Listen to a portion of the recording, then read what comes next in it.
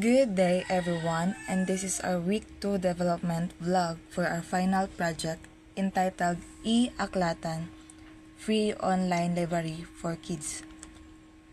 In this video, we will explain how we translated our week 1 wireframe into actual HTML elements, the challenges we faced during the development, and how we solved those challenges as a team.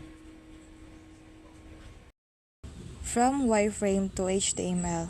Last week, our group created a wireframe to plan the overall structure of our website. The wireframe served as our blueprint before writing any code. It helped us organize the layout and decide where every section would be placed. After completing the design, we started converting it into HTML. We first created the header, which contained the E-Aklat logo and the navigation menu. This allows users to move easily between the home, library, about, and the reader's page. Next, we built the hero section, where users immediately see the title of our website, a short description and illustration of children's reading books, and buttons that encourage them to start exploring the library.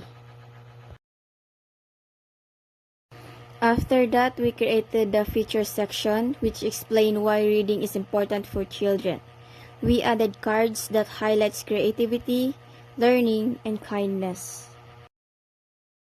Finally, we created the footer, which contained the website information and copyright. At this stage, our website was still plain because we focused first on building the HTML structure before adding CSS styling. Adding JavaScript features.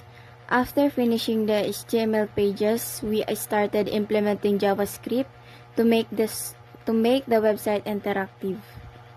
One of the main features we developed was the library page.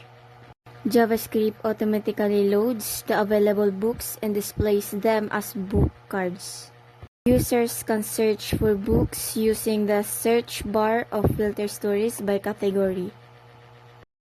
The About page includes simple interactive effects, while the Home page uses JavaScript for smooth scrolling, button interactions, and welcome animations to improve the user's experience. Technical challenges.